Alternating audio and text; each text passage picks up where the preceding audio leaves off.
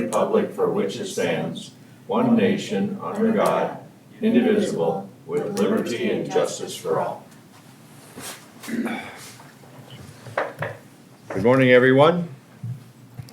Welcome to the Lincoln County Commission meeting on Tuesday, April 9th. To my fellow commissioners, I just have a statement.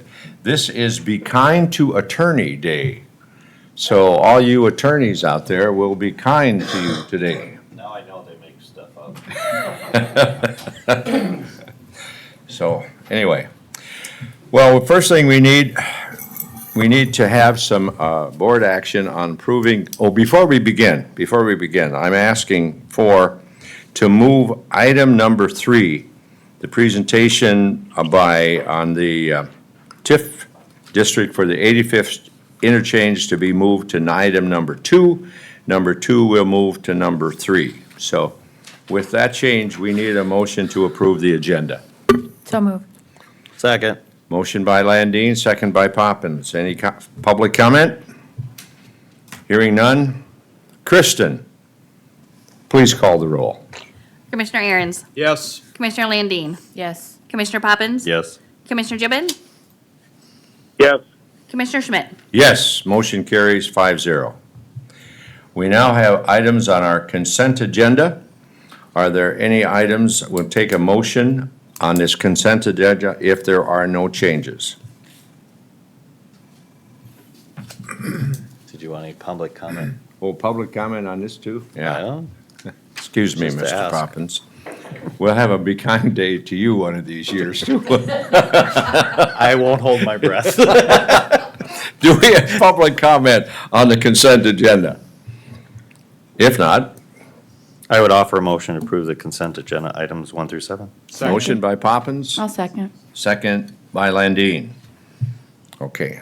Kristen, call the roll on this one. Commissioner Aaron's, Yes. Commissioner Landine, Yes. Commissioner Poppins. Yes. Commissioner Gibbon, Yes.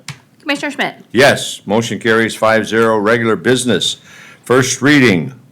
Is Toby here? Mr. Brown? Drew, do you know if he's coming or upstairs or what? We don't know. Okay, well, we will move then.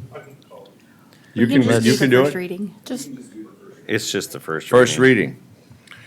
Kristen, do you want to do the reading of this particular first reading, Yes. please? First reading for an ordinance of Lincoln County, South Dakota, rezoning a portion, approximately 7 acres, of the property legally described as southeast 1/4, including lot 7 and southeast 1/4, southeast 1/4, section 20T 100N, R49W, Springdale Township with the A1 Agricultural District to the C Commercial District, and amending the official zoning map of the Lincoln County and the City of Sioux Falls joint jurisdiction area.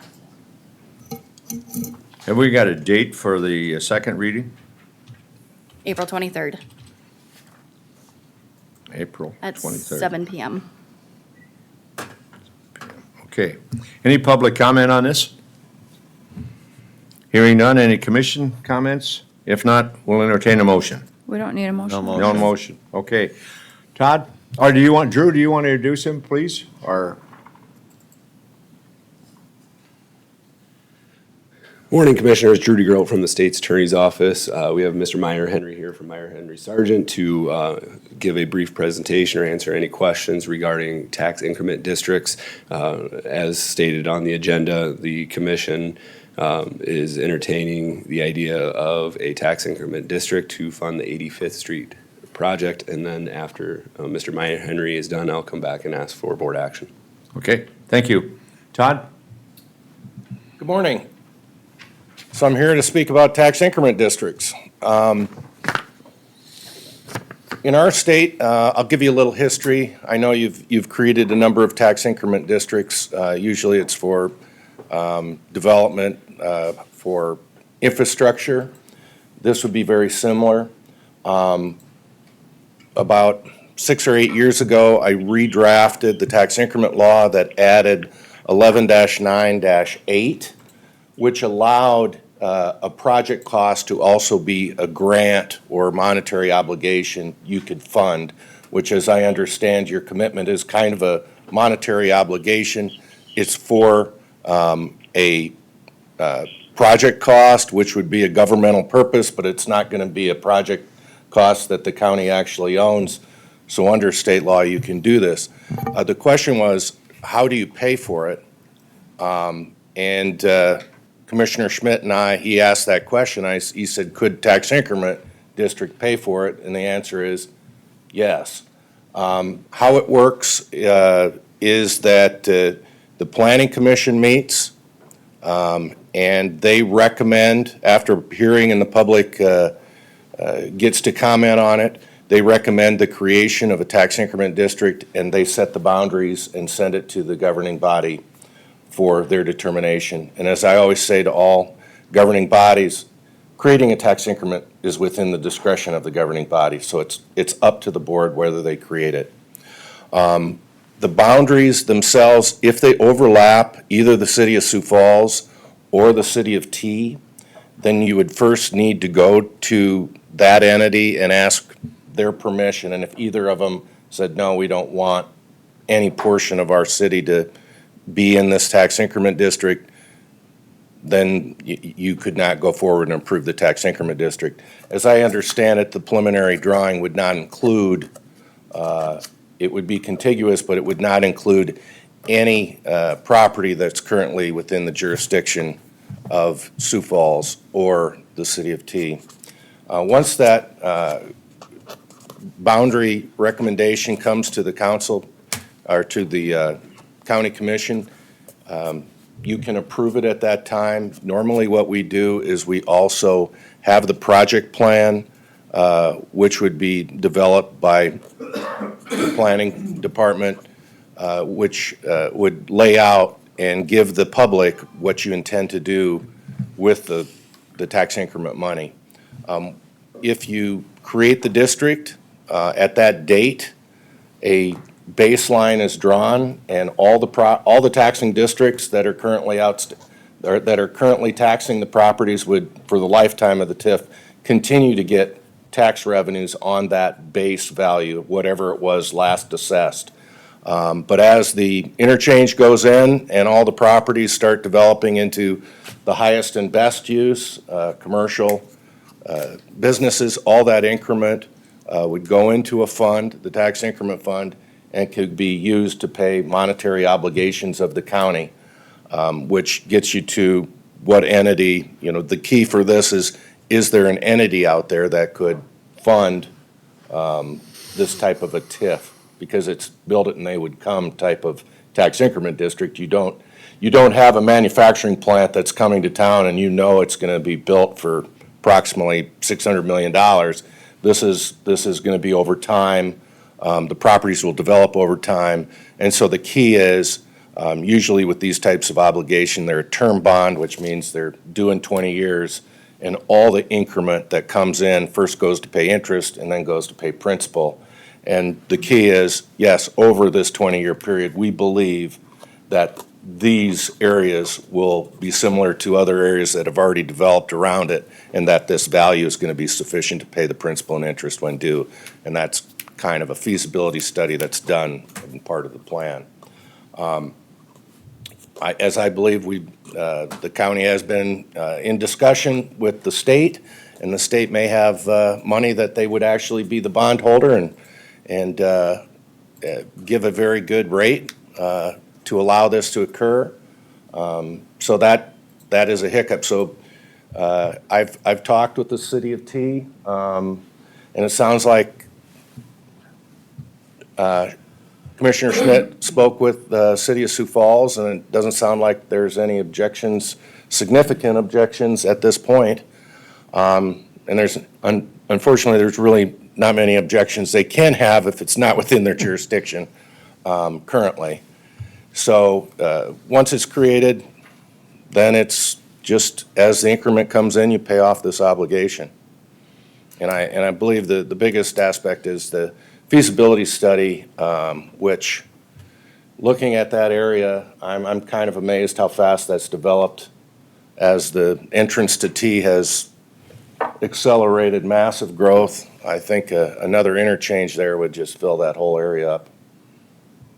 And you guys would be the judge of that. I don't see that area not developing for any reason, so. I have drafted preliminarily for the assistance, the whole process, which is ready to go if the governing body wants it to proceed forward, and we could have a quick turnaround time.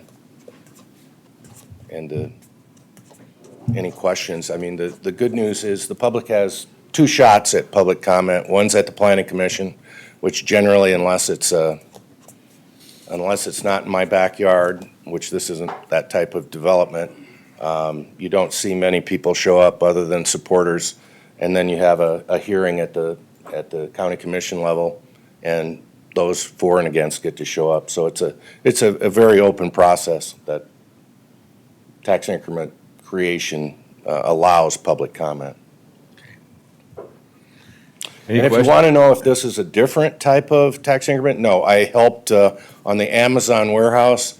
We created a $30 million tax increment district where the tax increment went into a fund to help economic development out in that area. So this is going into public infrastructure. This is really kind of what this statute originally was formed for. We don't have to worry about blight anymore because we modified the statute. Do we think more than 50% of the properties within the tax increment district will have economic development? That would probably be a yes. Any comments or questions for Mr. Meyer, Henry? Well, thank you. Todd, Mr. Chairman, thanks for coming down. Appreciate it. I think when we talk about TIFs, sometimes the public has a lot of questions. It's always a lot of mystery how a TIF works. I think in this instance here, all of the funds are going not towards a private developer, but they'd be going into a fund that the county uses to pay the state back, correct? Correct. Okay. And then, so is it your intent that the way, the guidance you're going to give us or the draft that you're going to provide us, that money can only be used to pay the state back for this project, correct? It would pay the state back for the project and reimburse the county for any administrative costs that they incur setting up the tax increment district. Correct. Those are the two. Okay. So, and then obviously, when you talk about TIFs, people talk about economic winners and losers, of course. There's been some conversation in the past about how do school districts fare, when a TIF is created in their jurisdiction. So, I've always had a lot of conversation with Harrisburg School District because I represent those folks, of course. And there's always a lot of talk and concern about how does a TIF affect money coming into the school district. Can you address that? I sure can. There's three types of tax. Once we create the TIF, we send it to the Department of Revenue and they classify the tax increment district. And one's economic development, will their commercial activity go there? Another one is, for affordable housing? And affordable housing is defined as houses under first-time homebuyer limit that South Dakota Housing. Houses or condominiums, which this wouldn't be. And the third is, if it doesn't fit the first two, it's defined as local. If it is local, it hurts the school district. But in this case, we have commercial development, as we could show the Department of Revenue. This will occur when this goes in because these are the parcels and this is what's going to go in. And you got to remember apartments are classified as other also, so that's a commercial. So if you have apartments and a lot of commercial buildings, then it's an economic development TIF, and that's what we'd request so that then it does not affect, the school district does not have to replace any lost revenue, and it does not affect the school aid formula process. And there's a nice paper on the Department of Revenue's website that goes through that. It's a 4-pager. I read it last night, so, it doesn't quite get into the details, though, that I wanted to ask you, of course, and I think you answered my question, so thank you. The one problem with that 4-pager is it makes reference to the state aid formula, but then it's just kind of a brief reference, and it doesn't really give what are the economic consequences, so to speak. So, thank you for answering the question, I appreciate it. The other thing I note is what you said, and this kind of jives with the news that's been put out lately, the Sioux Falls metro statistical area just went over 304,000 people. And so I think, it's more likely than not that there's probably some aggressive growth coming to this area once this project would go in. Are there any kind of, revenue reports or anything like that we'll receive as we go through this to get an understanding of, what the increment amount is going to be? Or will that just happen 1 year after the fact, every year after the growth and development occurs? Yeah, right. We always are a year in arrears, so how we always look at, there will be an Excel sheet that kind of shows the projections of what goes in using past history of that area. It takes 18 months maybe to build a good-sized facility. It's got to be finished prior to probably September 1 so that the Director of Equalization can get it on the books. Then the next year, you've got the ability to appeal the valuation, and then it comes in taxes. So there's always a delay. And so what the planning department and myself, we can go through and probably project to a pretty close number of how that revenue stream will come in. And you'll be able to see, it'll be in the plan of, obviously the first 2, 3 years, 4 years, then the revenue starts coming in. And the key is, what is out there on a geographical area right now that's being generated? And if we just use today's values, will it pay off? Ignoring inflationary rates that everything goes up, well, hopefully 3%, not more, per year on average. It doesn't get adjusted, but over time, real estate in our state has always increased 3% a year over time. I think our Director of Equalization now is actually on a quicker basis or on a more often basis reanalyzing our valuations in Lincoln County. So I think that number would be closer. But we'll be able to project it pretty quickly just by all the existing properties that are out there, an idea of what is the best use, because those who develop it will know, and they already own it and have been waiting for 10 years for this to occur. So there's very few owners. They've got their ideas on how they're going to parcel it out.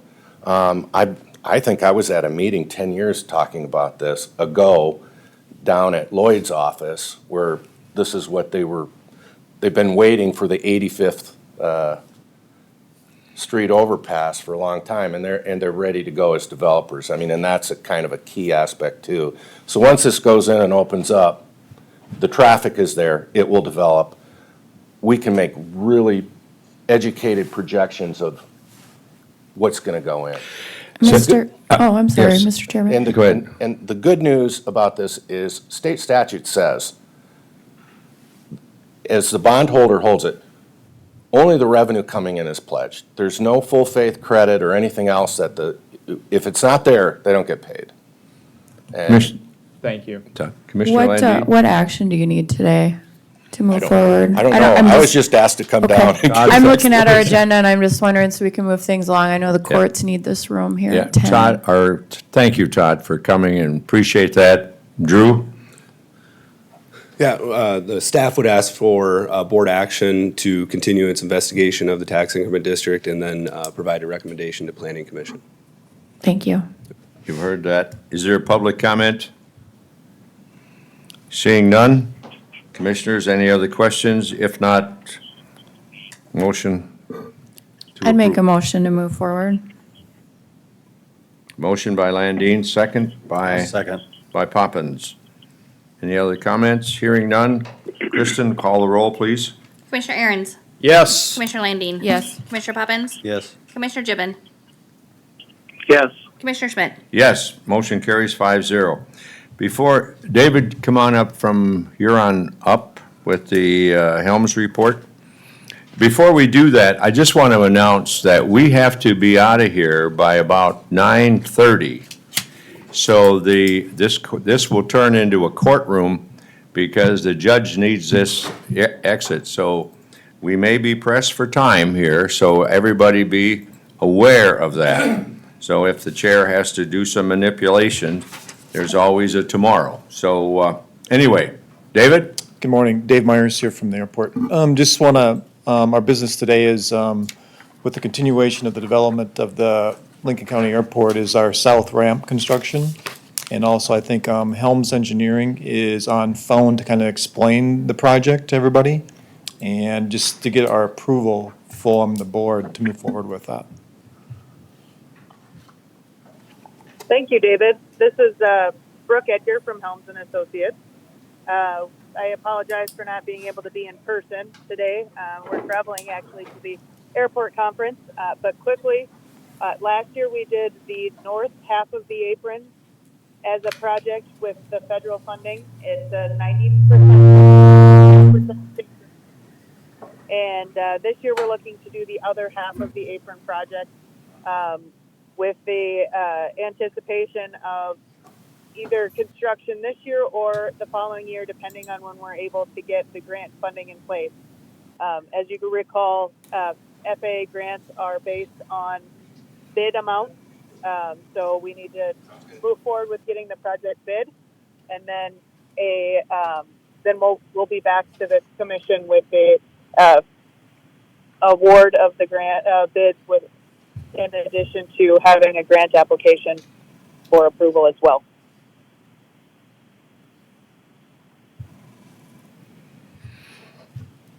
Any comments or questions? The other topic. Yeah. Yep. I don't think there's any questions on that. That's just an ongoing procedures that we've been following. She may have a comment on something new that we may be doing, so. Brooke? Okay. Thank you. We have been made aware of a few competitive grant funding opportunities that we'd like to pursue. The state they just passed SC 144, which is a $10 million grant program for terminal projects, and we believe that the county would be a good fit for this project. We anticipate anywhere from a 50 to 80% grant. It will have to be a fast design and bid process, and then we still anticipate following the AIP procedures that we typically have followed in the past. It's a program that I think will be good for the county. Be nice to have a nice conference room and office area out at the airport, front and center, for welcoming pilots and David to be able to have his meetings and discussions with the airport users. So it's something that we've always had on the plate for the county. However, we've been continually working towards maintaining current pavement and trying to expand to allow additional room for more aircraft to be based at the airport. So it just hasn't worked into the federal funding process. It just seems as though it would be a good fit to try and go after this grant funding. If it does not work, there is the bipartisan infrastructure law funding. There's a competitive grant within that. It's called the ATP, which is a potential for a little bit better grant opportunity, but that again is competitive nationwide, and so it's many more airports are applying and competing for that funding. So we've got that as an option as well. But that doesn't happen until the fall or the winter. Brooke, thank you for that.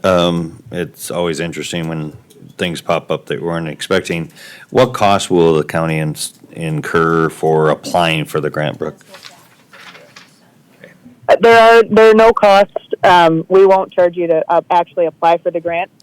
we would look to move forward with getting a contract in place for the commission, with the commission to do the design and the bidding and the construction administration, but we won't charge you for the actual application process.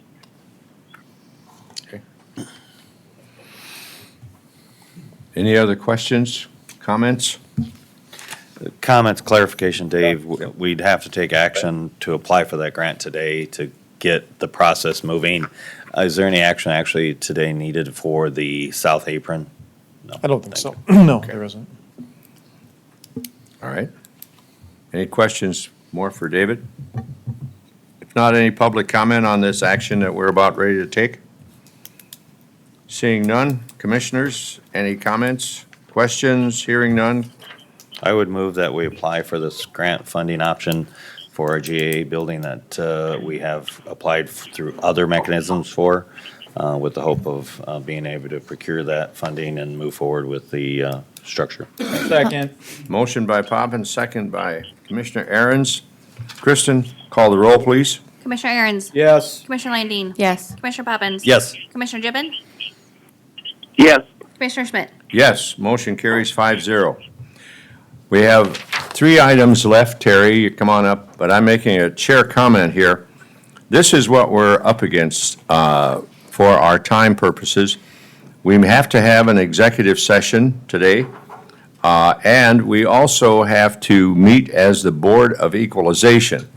So we're going to try to compress that into about the next 30-some minutes. So we'll see what we can do. Now, if that means that something doesn't jibe, it's not trying to eliminate anything.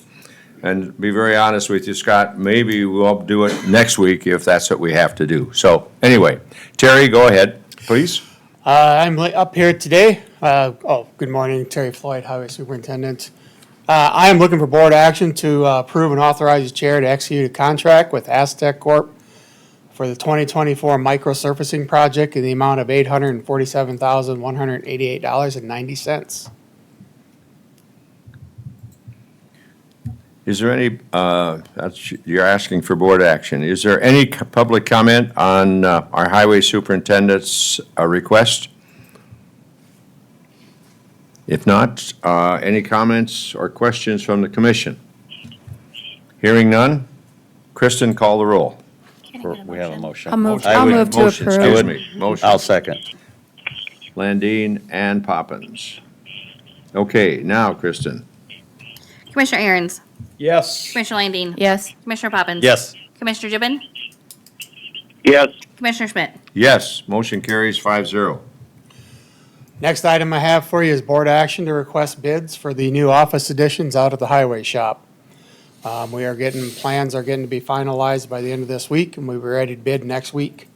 We'll get it sent out to the papers, and then hopefully we'll be opening bids on May 8th, I believe. Request for action on bids. Is there a public comment on this item? Scott Montgomery, Fairview, South Dakota. I know this has been projected to be somewhere around $500,000 or shortly shy of. And I ask, what benefits are Lincoln County or the residents in Lincoln County going to get from this? I mean, they've got adequate office space now, they're operating just fine. Or should we be spending $500,000 when the economy is where it's at right now? Thank you very much. Thank you, Scott. Further public comments? Hearing none. Comments from the commission? If not, motion, please. I have a question, Mr. Chairman. Terry, Yes. didn't we already pass a motion for bids, or was that just for the architect? That was for the architect. So we had a contract a couple weeks ago with the architect. And I know it was back in probably late January, late February, I was before you, just requesting to get permission to have plans drawn up. So just following the process of requesting permission to go to actual bid on this item, so. Okay, thank you. If you're looking for a motion, We're looking for a motion here. I'll make a motion to approve. Motion by Landine. Do we have a second? I'll second. Second by Poppins. Further questions or comments? Kristen, call the roll, please. Commissioner Aaron's, Yes. Commissioner Landine, Yes. Commissioner Poppins. Yes. Commissioner Gibbon, Yes. Commissioner Schmidt. Yes, motion carries 5-0. Next item I have is looking for approval to request bids for surfacing gravel, crushing surfacing gravel. We plan to crush about 35,000 ton this year. This is a budgeted item. I have $210,000 budgeted for this. And again, this thing will be, if we approve it, will be sent to the papers this week, and we'll be opening bids on this for May 1st. Okay. Public comment on this item? Hearing none? Commissioners, we need a motion. So moved. Second. Motion by Landine, second by Aaron's. No further comments. Kristen, call the roll, please. Commissioner Aaron's, Yes. Commissioner Landine. Yes. Commissioner Poppins. Yes. Commissioner Gibbon, Yes. Commissioner Schmidt. Yes, motion carries 5-0. Thank you. Thank you, Terry. Okay. It's now 9 o'clock. We have a request for opportunity for public comment. And I just want to make a comment, Scott, you want to show a brief video, right? And it's about 3.5 minutes or so. I just want you to know that this is a very controversial item. It's controversial for commissioners and I think some members of the public. So I am going to allow you to do that. And then with that behind us, we're going to cut that off today because we cannot fit in our executive session, which we have issues to talk about, and get to the Board of Equalization. So you want to roll the video? I think there's other people here for public comment. Oh, there's other people. Oh, okay, well, if we have time, we can go next week too. Kevin, you want to make a public comment? Yes, sir, thank you. Representative Kevin Jensen, District 16. What I wanted to talk about is a little bit of a wrap-up on our session. You know, votes only tell half the story. So I want a couple of things I want to make sure you're aware of. That with the indigent funding for the lawyers, setting up the state commission, I was 100%, if you listened to my floor speech and you had an opportunity to listen to that, I was 100% for relieving the counties of that expense, totally, at the 1.4 million and the 3 million. What I didn't do, or didn't want to do, and the promise I made when I ran for office was to avoid expanding state government. My vote was to not expand state government through UJ Esprit creating a commission, and now we have state's attorneys paid to prosecute, and we have going to have a state department to defend. I think it's a little bit of a conflict of interest, and that was the reason for my no vote, not because of the funding. We could have simply turned vouchers in from the counties through the current process, and we could have relieved you guys of that expense burden. So that's number one. I just want to make sure everybody's aware of what my no vote was for on that one. The second one is my no vote on Senate Bill 201. Very controversial bill. But when they relabeled it as the Landowner's Bill of Rights, what frustrated me the most is that bill does not give the landowners any more rights than they already had. It just quantifies their rights or enumerates their rights. But what it does do, and what I was very offended by, is that it removes the county's authority. And by overriding the county authority, we're losing local control, and I'm always about local control. And not only local control over future issues with pipelines, electrical transmission lines, and those things, it eliminates your previous actions. And that's, again, I'm all about local control, and I wanted to make sure that you knew why I voted against 201. Had nothing to do with the landowners' rights. It had to do with, because I don't think it gave them anything that they didn't already have. And then on the prison funding and zoning, the same thing. I won't go into litany on that. I think the state stepping on the county and overriding your zoning and your future planning is wrong. So, and then one last really quick one. On the first go-around, I voted no on the governor's idea of the 4% funding going directly to the teachers, because I was 15 years on the school board, I was trying to figure out how they were going to give their support staff raises. When it came back from the Senate, it was clarified that they could do that, and I won't get into the percentages and all that. But, so the second time around, when it came back from the Senate, I did vote for that. But I just want you guys to know that my votes were to support you, not support expansion of the state. Kevin, can I ask you a question? Yes, sir. About that first bill you were talking about? Yeah. The counties are not totally relieved of a financial obligation under that bill. It has to, the cost of each case has to rise to a certain level Yep. before the state funding kicks in, correct? Correct. And statistically, according to what I've heard from the UJS, most cases never rise above that level, do they? So Not really the- what we're gonna end up with is the county taxpayer, not the state writ large, Right. still has to incur that obligation, right? That's correct. But, so, Yeah. to answer, I guess to expand on your question, your answer is, then why spend $3 million at the state level? Because it really doesn't do all that much good. So that's my point. Thank- Kellen, thank you for coming in, taking your time. Thank you for your service. We're going to try to fit another public comment in, and we may have to negate and wait till a proper time. Linda? Linda Montgomery from Fairview, South Dakota. I am here to make a request. My First Amendment right that I can speak, that freedom of speech, and the right to petition. Petition can be done in writing or verbally, and I am standing here before you today that I am petitioning you to release the CVRs.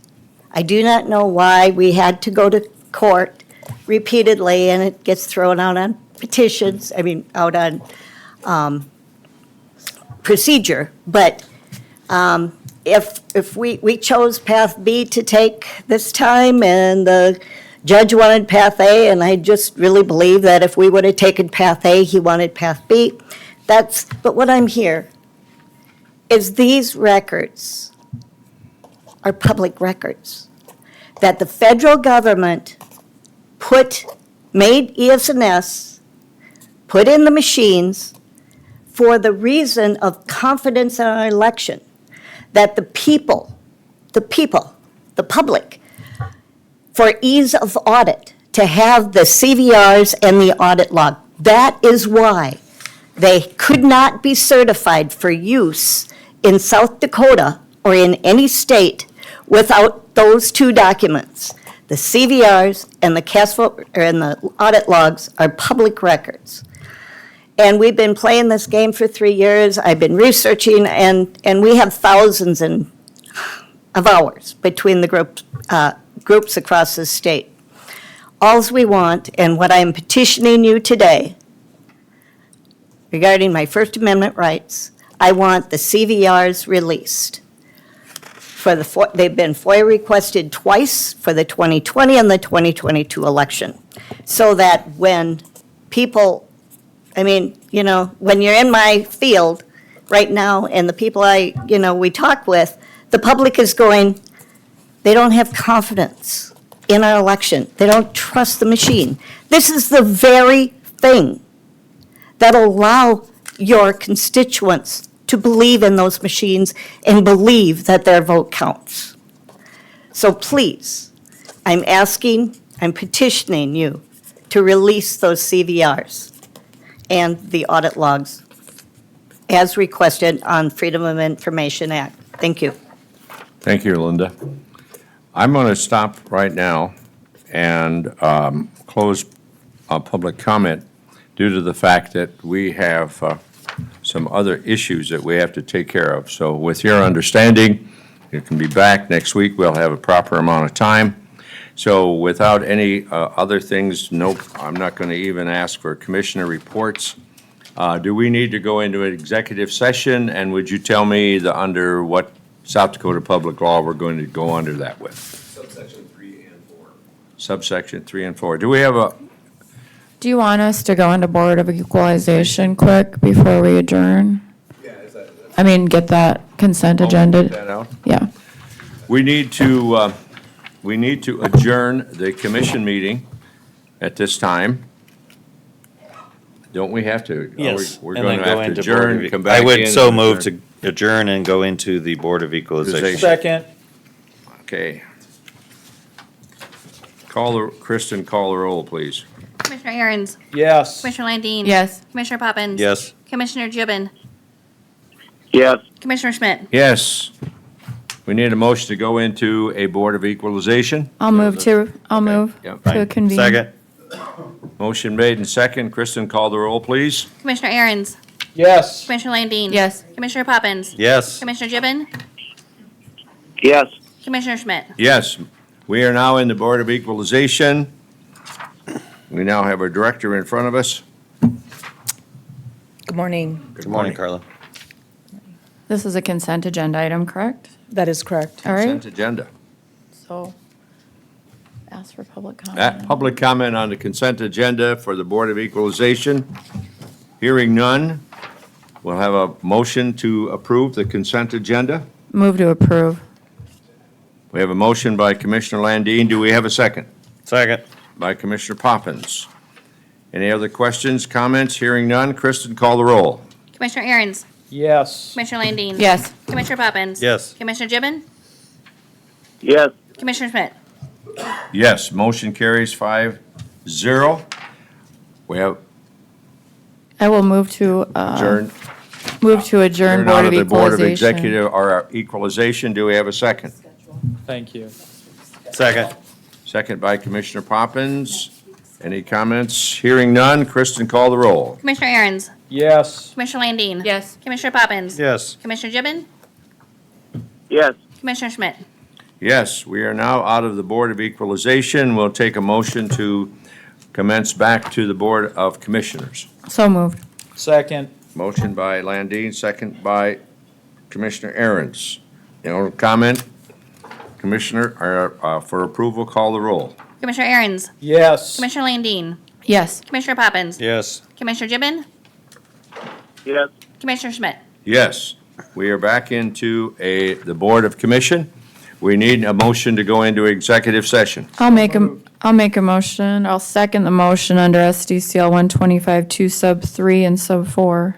We have a motion by Commissioner Aaron, second by Commissioner Landine, as stated under South Dakota Public Codified Law. Kristen, will you call the roll, please? Commissioner Aaron's, Yes. Commissioner Landine. Yes. Commissioner Poppins. Yes. Commissioner Gibbon, Yes.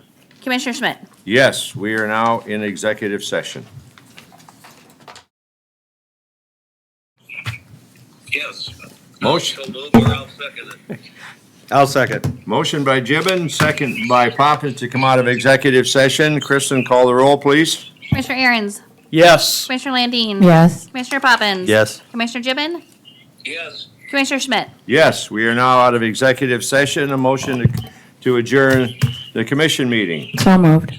Motion by Landine. Second. Second by Aaron's. Gibbon. Okay. Kristen, call the roll, please. Commissioner Aaron's, Yes. Commissioner Landine. Yes. Commissioner Poppins. Yes. Commissioner Gibbon, Yes. Commissioner Schmidt. Yes, we are now out of we're out of adjourned for this meeting today.